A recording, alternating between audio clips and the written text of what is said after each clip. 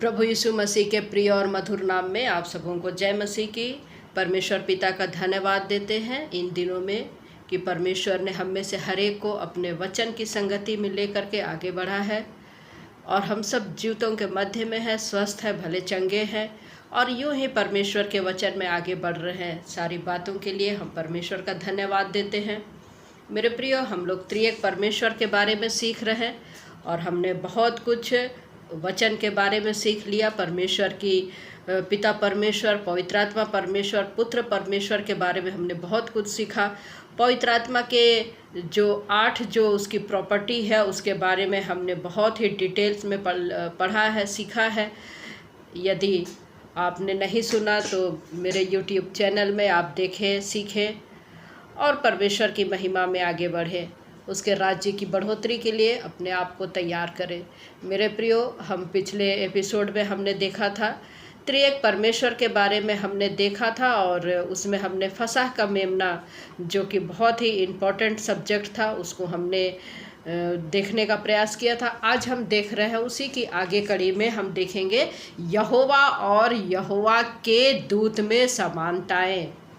यहोवा और यहोवा के दूत में समानताओं को आज हम लोग देखेंगे। मेरे प्रियो, हम लोग जानते हैं कि वचन में हमने सीखा है कि पिता को भी पता है कि वो पुत्र नहीं है और पुत्र को भी पता है कि वो पिता नहीं है और पवित्र आत्मा को भी पता है कि वो जो है पिता भी नहीं है और पुत्र भी नहीं। तो तीनों को पता है और हम आपस में कौन है, लेकिन तीनों जो है मिल करके एक गॉड अर्थात 3 व्यक्तित्व ये है। एक गॉड अर्थात 3 व्यक्तित्व है। यहाँ पर हम लोग देखेंगे कि जब कुछ भी नहीं था, सृष्टि में कुछ नहीं था, तब वो तीनों जो है अस्तित्व में थे। इसको हमने पहले की स्टडी में देखा है, इसलिए अभी हम इसको चर्चा में नहीं लाएंगे। देखिए, हमको परमेश्वर ने अपने बारे में जितना बताया है उससे ज़्यादा हम नहीं जान सकते। व्यवस्था विवरण 29 में परमेश्वर का वचन कहता है कि हमने उसको जितना जाना है या उसने जितना हमको प्रकट किया है उससे अधिक हम नहीं समझ सकते, उससे अधिक हम नहीं जान सकते। लेकिन जितना उसने प्रकट किया है उतना भी हम नहीं जान सकते हैं। लेकिन हम छानबीन करते हैं, हम ढूंढने का प्रयास करते हैं, तो जितना प्रकट किया है उतना हम लोग जानने का प्रयास करते हैं। देखिए, यशाया नबी की पुस्तक क्या कहता है, 48 में क्या कहता है, 48 अध्याय में 12 पद में कहता है वचन में, हे याकूब, हे मेरे बुलाए हुए इज़राइल, हे मेरे बुलाए हुए इज़राइल, अर्थात मेरे कौन, वो बुलाए हुए इज़राइल, मेरी ओर कान लगाकर सुन, मेरी ओर कान लगाकर सुन। ये जो मेरी बोल रहा है, ये जो मेरे बोल रहा है, ये कौन बोल रहा है? इज़राइल की राष्ट्र की बात हो रही है यहाँ पर। और क्या कह रहा वचन, हे याकूब, हे मेरे बुलाए हुए इज़राइल, मेरी ओर कान लगाकर सुन, मैं वही हूँ, मैं ही आदि और मैं ही अंत हूँ। देखिए, इज़राइल के लिए कह रहा है मैं ही आदि और मैं ही अंत हूँ। यहाँ पर संदर्भ में ये है कि आकाश और पृथ्वी की बात हो रही है मेरे प्रियो। और वचन हमको जब आगे हम लोग 13 पद में देखते हैं 48 का यशाया में, निश्चय मेरे ही हाथ ने पृथ्वी की नींव डाली और मेरे ही दाहिने हाथ ने आकाश फैलाया। जब मैं उनको बुलाता हूँ वे एक साथ उपस्थित हो जाते हैं। यहाँ आकाश और पृथ्वी की बातें हो रही है। तो प्रियो, आगे जब हम लोग 14 पद में देखते हैं, यहाँ पर वचन कहता है, इजरायलियों से कह रहा है वो 48 में, तुम सब के सब इकट्ठे होकर सुनो, उनमें से किसने कभी इन बातों का समाचार दिया? यहोवा उससे प्रेम रखता है, वह बेबीलोन पर अपनी इच्छा पूरी करेगा और कसदियों पर उसका हाथ पड़ेगा। कसदियों पर उसका हाथ पड़ेगा। यहाँ पर 70 साल की गुलामी की बात को याद करने के लिए कहा जा रहा, बेबीलोन की बात को कहा जा रहा। तो यहाँ पर जब हम लोग 15 पद में आगे देखते हैं, इजरायलियों की बात हो रही है। मैंने, हाँ मैं ही ने कहा और उसको बुलाया है, मैं उसको लेकर आया हूँ और उसका काम सफल होगा। मेरे निकट आकर इस बात को सुनो, आदि से लेकर अब तक मैंने कोई भी बात गुप्त में नहीं कही। जब से वह अर्थात इज़राइल जब से अस्तित्व में आया तब से मैं वहाँ हूँ और वहाँ पर हूँ, तब से मैं वहाँ हूँ और अब प्रभु यहोवा ने और उसकी आत्मा ने मुझे भेज दिया है, मुझे भेज दिया। तो ये जो कह रहा है मैं और मेरी, ये कौन है? ये प्रियो प्रभु यीशु मसीह है। और 16 पद में क्या कह रहा है कि अब प्रभु यहोवा ने उसकी आत्मा ने मुझे भेज दिया है। यहोवा अलग है, आत्मा ने भेजा है। किसको? यीशु को भेजा है। यीशु को भेजा। तो यहाँ यहोवा भी है, यहोवा का आत्मा भी है और यीशु को भेज रहा। अर्थात अब यहोवा ने अर्थात पिता ने, उसकी आत्मा ने अर्थात पवित्र आत्मा ने मुझे भेज दिया अर्थात यीशु को भेज दिया। तो यहाँ पर हम त्रिएक परमेश्वर को हम लोग यहाँ पर देख रहे हैं। और त्रिएक परमेश्वर के गुस्सा को देखिए इजरायलियों से क्या कह रहा है। जब इजरायलियों से कहता है, यशायाह नबी की पुस्तक में हम लोग देखते हैं 63 में हम लोग क्या देखते हैं, 63 का 10 में हम लोग क्या देखते हैं, तो भी उन्होंने बलवा किया और उसके पवित्र आत्मा को खेदित किया, इस कारण वह पलटकर उनका शत्रु हो गया और स्वयं उनसे लड़ने लगा। ये बहुत ही भयानक बात है इजरायलियों के लिए। वचन यहाँ पर कह रहा है कि उन लोगों ने परमेश्वर के पवित्र आत्मा की बात कर रहा है, पवित्र आत्मा को खेदित किया, उन्होंने बलवा किया, इस कारण वह पलटकर उनका शत्रु हो गया और स्वयं उनसे लड़ने लगा। कौन? परमेश्वर लड़ रहा है इजरायलियों से। और आप सोच के देखिए कि यदि परमेश्वर किसी के विरुद्ध हो जाए तो कौन खड़ा रह सकता है। मेरे प्रियो, परमेश्वर जो है यहाँ पर अपनी आत्मा का पक्ष ले रहा है, पवित्र आत्मा का पक्ष ले रहा है। और इसी को हम मरकुस रचित सुसमाचार में जब हम 3 अध्याय 28 और 29 को पढ़ते हैं, वहाँ पर लिखा है, मैं तुमसे सच कहता हूँ कि मनुष्यों की संतान के सब पाप और निंदा जो वे करते हैं क्षमा की जाएगी, परंतु जो कोई पवित्र आत्मा के विरुद्ध निंदा करता वह कभी भी क्षमा न किया जाएगा, वरन वह अनंत काल का अपराधी ठहरता है। अब आप सोच के देखिए कि प्रभु यीशु मसीह क्या कह रहे हैं कि शरीर जितने भी पाप है मनुष्य के संतान के, सब पाप और निंदा जो की है क्षमा की जाएगी, परंतु जो कोई पवित्र आत्मा के विरुद्ध निंदा करता है वो कभी भी क्षमा नहीं किया जाएगा। और यदि को वो क्षमा नहीं हुआ, हमारे पाप यदि क्षमा नहीं हुआ, तो हमारा अनंत जीवन कितना कठिन हो सकता है। या तो हम अनंत जीवन में तो हम प्रवेश कर ही नहीं सकते, अनंत काल का अपराधी ठहरता है। तो देखिए पुत्र क्या कह रहा है कि जो पवित्र आत्मा के खिलाफ में निंदा करेगा उसको मैं नहीं छोड़ूंगा, उसको मैं नहीं बख्शूंगा, अर्थात वो दंड के भागी है। तो ये दोनों देखिए, पिता भी जो है पवित्र आत्मा का फेवर कर रहा है और पुत्र भी जो है पवित्र आत्मा का फेवर कर रहा है, अर्थात दोनों जो है एक पवित्र आत्मा को देखिए अपने से ऊंचा देख रहे हैं, अपने से ऊंचा देख रहे हैं। दूसरे शब्दों में हम लोग कहेंगे कि पवित्र आत्मा जो हमको लीड करता है, मेरे प्रियो, जो हमको लीड करता है वो कितनी बुद्धिमानी के साथ में यहाँ पर हमको देखते हैं कि कार्य करता है। बुद्धि की आत्मा इसी के पास में है, ज्ञान की आत्मा इसी के पास में है, इसी ने सारी सृष्टि की रचना की है, जिसके अंदर में जीवन है वो पवित्र आत्मा के द्वारा फूका हुआ जीवन है। हमको जीवन मिला है आदम से लेकर के आज तक के मनुष्यों में, आदम को जीवन मिला और आज हमको पवित्र आत्मा फूकने के द्वारा हमको मिला है। तो मेरे प्रिय, पवित्र आत्मा का मजाक उड़ाना कितना भयानक बात है, पवित्र आत्मा का मजाक उड़ाना कितना भयानक बात है। इसलिए कहता है वचन कि उसको खेदित मत करो, उसकी निंदा मत करो, उसको शोकित मत करो ऐसा। इसलिए इफिसियों में क्या कहता है वचन कि परमेश्वर के पवित्र आत्मा को शोकित मत करो, उसके पवित्र आत्मा को शोकित मत करो। हम लोग कई बार गलत कार्य करने के द्वारा शोकित कर जाते हैं, वो हमको क्षमा कर सकता है, लेकिन पवित्र आत्मा की निंदा करना हमको क्षमा नहीं मिलेगी। देखिए यूहन्ना रचित सुसमाचार 5वां अध्याय 23 पद क्या कहता है, इसलिए कि सब लोग जैसे पिता का आदर करते हैं वैसे ही पुत्र का भी आदर करे, और जो पुत्र का आदर नहीं करता वह पिता का जिसने उसे भेजा है आदर नहीं करता। देखिए कितना स्पष्ट वचन कर रहा है कि सब लोग जैसे पिता का आदर करते हैं वैसे ही पुत्र का भी आदर करे, और जो पुत्र का आदर नहीं करता वो क्या करता, पिता का भी आदर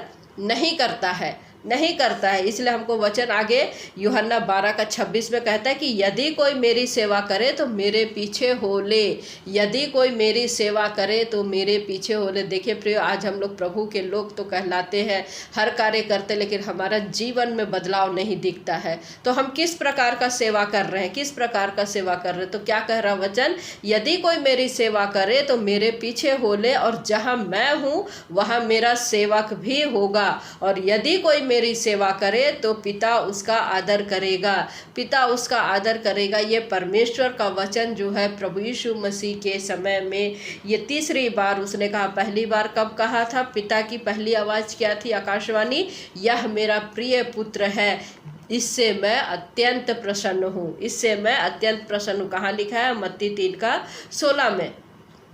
दूसरी आवाज़ वो क्या कहता है? दूसरी उसकी आवाज़ जो है लूका 9:35 में हम लोग देखते हैं कि यह मेरा पुत्र और मेरा चुना हुआ है, इसकी सुनो, इसकी सुनो।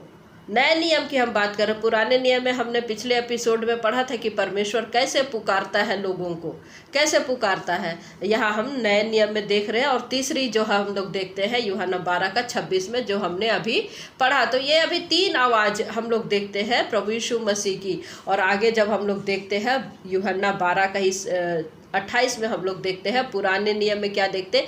हे पिता अपने नाम की महिमा कर, हे पिता अपने नाम की महिमा कर। तब यह आकाशवाणी हुई, मैंने उसकी महिमा की है और फिर करूँगा, और फिर करूँगा। तो महिमा की है, कब की है? पुराने नियम में की है। और मैं फिर करूँगा अर्थात नए नियम में करूँगा। और कलीसिया जब तक पृथ्वी पर है करता जाऊँगा। क्षमा करिएगा, जब तक पृथ्वी में है कलीसिया करता जाऊँगा अपनी महिमा, परमेश्वर की महिमा वो करता जाएगा। देखिए कितनी अच्छी बात कह रहा है। यूहन्ना 12 में ही हम लोग देखते, आगे 29-30 में भी हम लोग देखते हैं कि उन लोगों, उस वक्त के लोगों के लिए अर्थात यहूदियों के लिए, कि मैं उसकी महिमा करूंगा।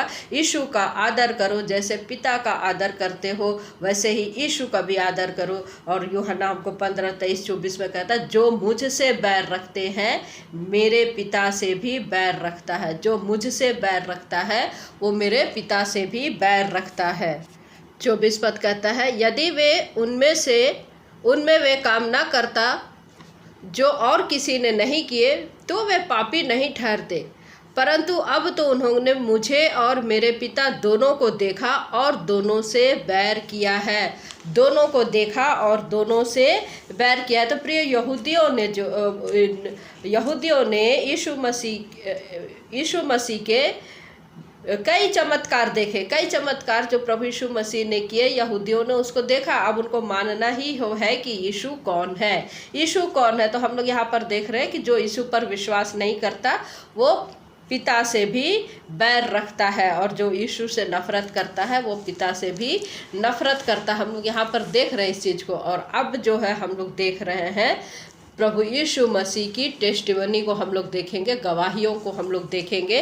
पहला यूहन्ना उसका 5वां अध्याय को हम लोग देखेंगे। पहला यूहन्ना 5वां अध्याय उसका 1 से लेकर के जब हम लोग आगे पढ़ते हैं, यहाँ पर हमको वचन बताता है। देखिए वचन हमको क्या बताता है। पहला यूहन्ना 5वां अध्याय 1 से 13 पद में हम लोग क्या देखते हैं, जिसका यह विश्वास है कि यीशु ही मसीह है, वह परमेश्वर से उत्पन्न हुआ है, और जो कोई उत्पन्न करने वाले से प्रेम रखता है वह उससे भी प्रेम रखता है जो उससे उत्पन्न हुआ, अर्थात परमेश्वर ने यीशु को उत्पन्न किया। अब आगे जब हम लोग देखते हैं 6वें पद तक हम लोग क्या देखते हैं, जब हम परमेश्वर से प्रेम रखते हैं और उसकी आज्ञाओं को मानते हैं तो इसी से हम जानते हैं कि हम परमेश्वर की संतानों से प्रेम रखते हैं। क्योंकि परमेश्वर से प्रेम रखना यह है कि हम उसकी आज्ञाओं को माने, हम उसकी आज्ञाओं को माने। और वचन क्या कहता है, और उसकी आज्ञाएं कठिन नहीं है, क्योंकि जो कुछ परमेश्वर से उत्पन्न हुआ वह संसार पर जय प्राप्त करता है, और वह विजय जिससे संसार पर जय प्राप्त होती है हमारा विश्वास है। हमारा विश्वास है। संसार पर जय पाने वाला कौन है? केवल वह जिसका यह विश्वास है कि यीशु परमेश्वर का पुत्र है। जब तक आप संसार पर ये अपने आप को अंगीकार नहीं कर लेते कि प्रभु यीशु मसीह ही परमेश्वर का पुत्र है, ये विश्वास नहीं कर लेते, तब तक वो जय प्राप्त नहीं कर सकता। अब आगे जब हम लोग 7वें पद में देखते हैं क्या लिखता, और जो गवाही देता है वह आत्मा है, क्योंकि आत्मा सत्य है। यहाँ पर पवित्र आत्मा है, ये पवित्र आत्मा के लिए कह रहा है। आगे 12 पद में हम लोग क्या देखते हैं,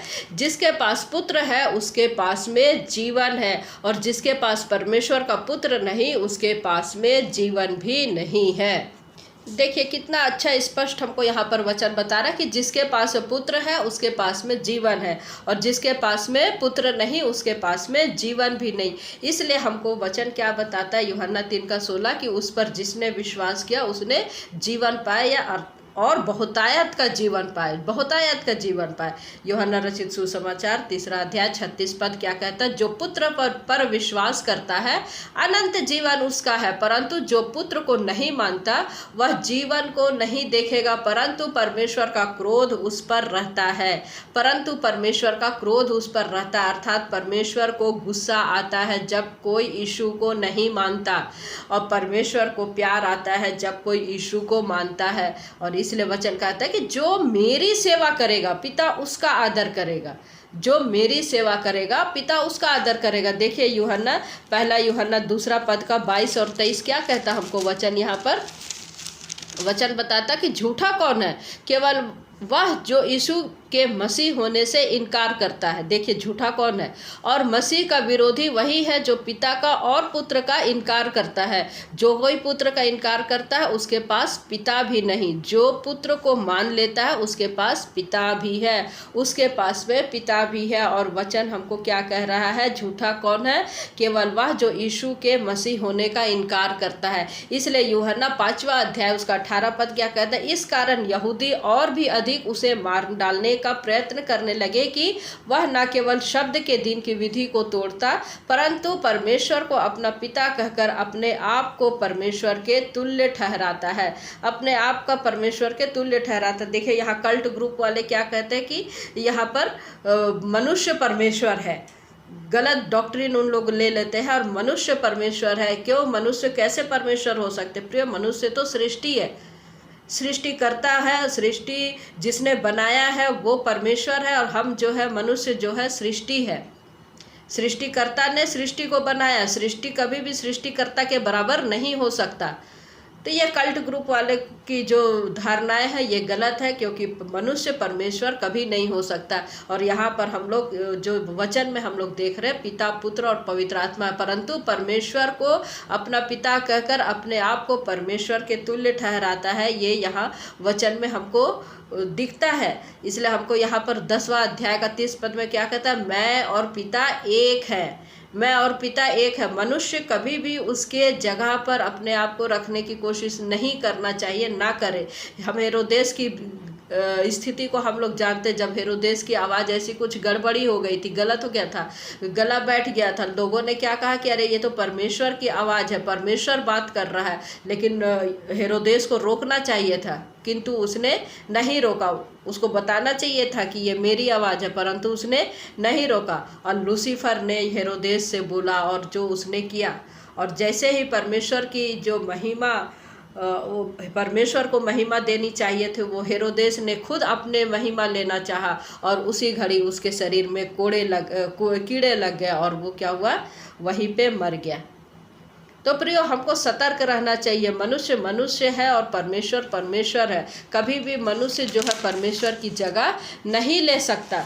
देखिए हम देख रहे हैं यूहन्ना 5वां में ही हम लोग देखते हैं 17-18 पद में हमने जो अभी पढ़ा, मेरा पिता अब तक काम, माफ़ कीजिएगा 17 पद में, हाँ, इस पर यीशु ने उनसे कहा, मेरा पिता अब तक काम करता है और मैं भी काम करता हूँ। इस कारण यहूदी और भी अधिक उसे मार डालने का प्रयत्न करने लगे, क्योंकि वह न केवल शब्द की दिन की विधि को तोड़ता, परंतु परमेश्वर को अपना पिता कहकर अपने आप को परमेश्वर के तुल्य भी ठहराता है। ये यहूदी उस पर नाराज हो रहे थे, कि यीशु मसीह पर नाराज हो रहे थे। और यूहन्ना में वो इसने 10वां अध्याय 30 पद में कहा, क्या कहा? मैं और मेरे पिता एक है। तो हम लोग इसको यहाँ पर और अच्छे से देखते, सनातन पाठ है, इसको भी हम लोग देख लेंगे। पहला तिमुथी में हम लोग देखेंगे, पहला अध्याय उसका 17 पद में, पहला तिमुथी पहला अध्याय 17 पद हमको वचन क्या बताता है? अब सनातन राजा अर्थात अविनाशी, अनदेखे, एकमात्र परमेश्वर का आदर और महिमा युगानुयुग होती रहे, आमीन। अब सनातन राजा अर्थात अविनाशी, अनदेखी, ये कहा है, ये कौन है? सनातन राजा। सनातन राजा ये परमेश्वर के लिए बोला जा रहा है, सनातन राजा। और उसके बाद में हम लोग इब्रानियों में क्या देखते हैं? इब्रानी 9 में जब हम लोग पढ़ते हैं, यहाँ पर हमको वचन बताता है, 9 का 14 हमको वचन बताता है, तो मसीह का लहू जिसने अपने आप को सनातन आत्मा के द्वारा परमेश्वर के सामने निर्दोष चढ़ाया, तुम्हारे विवेक को मरे हुए कामों से क्यों ना शुद्ध करेगा, ताकि तुम जीवते परमेश्वर की सेवा करो। क्या लिख रहा? तो मसीह का लहू जिसने अपने आप को सनातन आत्मा के द्वारा, ये क्या है सनातन आत्मा? पवित्र आत्मा के द्वारा मसीह का लहू। और इसी में हम लोग फिर आगे देखते हैं, इफिसियों 3:9 में हम लोग देखते हैं, वचन हमको कहता है, और सब पर यह बात प्रकाशित करूं कि उस भेद का प्रबंध क्या है जो सब के सृजनहार परमेश्वर में आदि से गुप्त था। आदि से गुप्त था मेरे प्रियो। यहाँ पर हम लोग 1 तिमुथी 1 अध्याय 17 पद, इब्रानी 9:14 पद और इफिसियों 3:9 पद हम लोग, इस इफिसियों 3:9 यीशु के लिए, इब्रानी 9:14 पद है वो सनातन आत्मा के लिए, और 1 तिमुथी 1 अध्याय 17 पद जो है परमेश्वर के लिए। तो हम लोग यहाँ पर देख रहे हैं कि सनातन कौन है? सनातन पिता भी है, सनातन पवित्र आत्मा भी है, सनातन यीशु भी है। तो प्रभु यीशु मसीह और पवित्र आत्मा और परमेश्वर त्रिएक परमेश्वर है, जिसके बारे में हमने बहुत सी बातों को सीखा। और ये हमारा पवित्र आत्मा की अंतिम कड़ी था, अंतिम एपिसोड था। और परमेश्वर पिता का धन्यवाद देते हैं कि हम लोग त्रिएक परमेश्वर के बारे में सीख पाए। इसके आगे भी बहुत कुछ है, यदि समय मिला तो मैं फिर से वीडियो बनाऊंगी इसका। जैसे मलकीसिदक वाला मैंने नहीं बनाया है, और हाजिरा के साथ में जो उपस्थिति दूत ने दिया था उसका मैंने वीडियो नहीं बनाया है। तो जब हमको समय मिलेगा हम लोग उसकी आराधना या उसकी स्टडी और भी अच्छे से करेंगे। आइए हम प्रार्थना करेंगे। सृष्टिकर्ता परमेश्वर पिता, धन्यवाद देते हैं आज के वचन के लिए। खुदावन, आपने अपनी सहायता की प्रभु जी कि आपके वचन का प्रकाशन यहाँ पर होने पाया। विनती करते पिता परमेश्वर, हर एक सुनने वालों पर आपकी दया अनुग्रह आशीष बने रहने पाए प्रभु। हर एक जन पिता परमेश्वर आपके वचन से आगे बढ़ने पाए, न बल से न सामर्थ्य से, परंतु आपकी इच्छा के अनुसार आपकी शक्ति से प्रभु जी हर एक कार्य सफल होने पाए। सारा आदर सारी महिमा आपको देते हैं। प्रार्थना प्रभु यीशु मसीह के नाम से मांगते हैं, आमीन। जय मसीह की। परमेश्वर पिता आप सबों की सहायता करे।